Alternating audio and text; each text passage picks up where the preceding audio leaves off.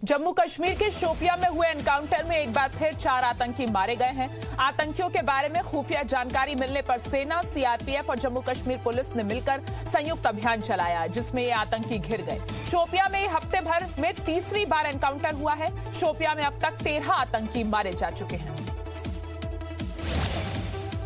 पाकिस्तान ने नियंत्रण रेखा पर फिर युद्ध विराम का उल्लंघन किया। पाकिस्तानी सेना ने जम्मू के राजौरी जिले के नौशेरा सेक्टर में रिहायशी इलाकों में गोलाबारी की। छोटे और भारी हथियारों से सिविल इलाकों पर की गई गोलाबारी से कई घरों को नुकसान पहुंचा है, जिसका भारतीय सेना ने भी जवाब दिया है।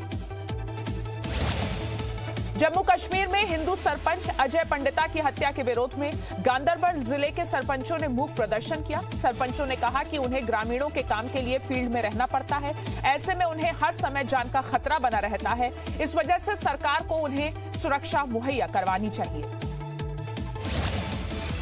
कश्मीर में सरपंच अजय पंडिता की हत्या का द रेसिस्टेंस फ्रंट ने जिम्मा लिया है। फ्रंट ने कहा कि उसके जिहादियों ने इस हत्या को अंजाम दिया है। सूत्रों के मुताबिक किसी दूसरे आतंकी संगठन का भी ये काम हो सकता है। अभिनेता अनुपम खेर ने खुद को सेक्युलर कहने वालों की चुप्पी पर सवाल उठाए।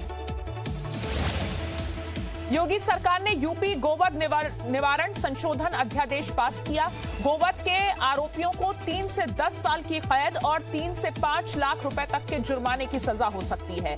किसी गाड़ी में गोमांस पाया गया तो उसके ड्राइवर और मालिक को आरोपी माना जाएगा। आरोपियों की तस्वीर और नाम उसके घर या सार्वजनिक स्थलों पर भी लगाए जाएंगे। संशोधित गोवध अधिनियम पर कांग्रेस और समाजवादी पार्टी ने सवाल उठाए हैं। कांग्रेस प्रवक्ता अशोक सिंह ने कहा कि योगी सरकार अपनी गौशालाओं में चारा मुहैया नहीं करा पा रही है। भूख से गायों की मौत हो रही है। समाजवादी पार्टी के प्रवक्ता पवन पांडे ने कहा कि आज यूपी में गायों की जो दुर्दशा है वो किसी से छिपी नहीं है।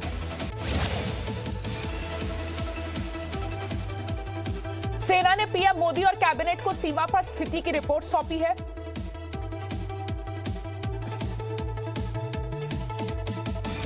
चीन के ताजा हालात बताए गए हैं।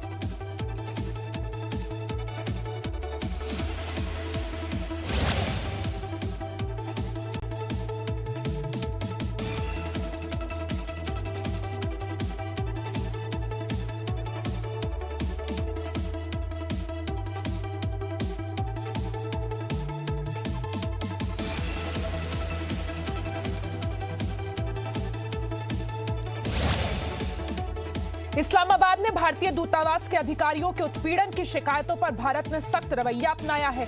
भारत ने पाकिस्तान के विदेश मंत्रालय को नोटिस जारी कर चेतावनी दी है। 6 जून को भारत के राजनयिक गौरव आहलूवालिया मॉर्निंग वॉक और मार्केट के लिए निकले थे।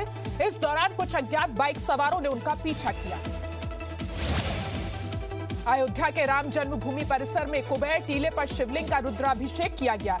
श्री मणिराम दास छावनी के उत्तराधिकारी महंत कमल नैन दास के साथ अयोध्या के प्रमुख संत और महंत इस अनुष्ठान में शामिल हुए।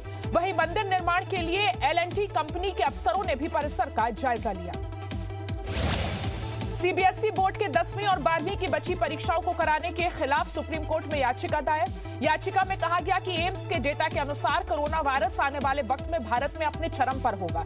ऐसे में परीक्षा रद्द कर 10वीं 12वीं का रिजल्ट आंतरिक मूल्यांकन के आधार पर घोषित किया जाना चाहिए।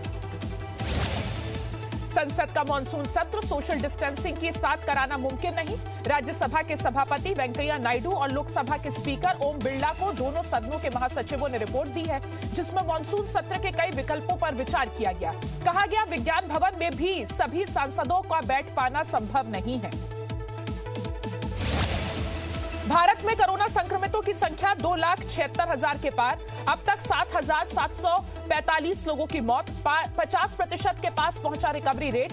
ठीक होने वालों की संख्या 1,35,000 से ज्यादा हुई। एक्टिव मामलों की संख्या 1,33,000 के पार। अनलॉक 1 शुरू होने के बाद कोरोना संक्रमण के मामलों में तेजी आई है।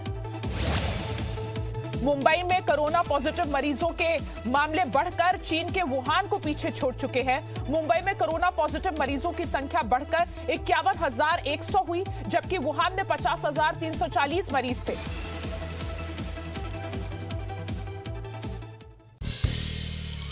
नया जी न्यूज ऐप अब बेहतर फीचर्स के साथ हिंदी अंग्रेजी के साथ साथ देश की अन्य भाषाओं में भी भारत और दुनिया की तमाम खबरों का अनूठा कलेक्शन।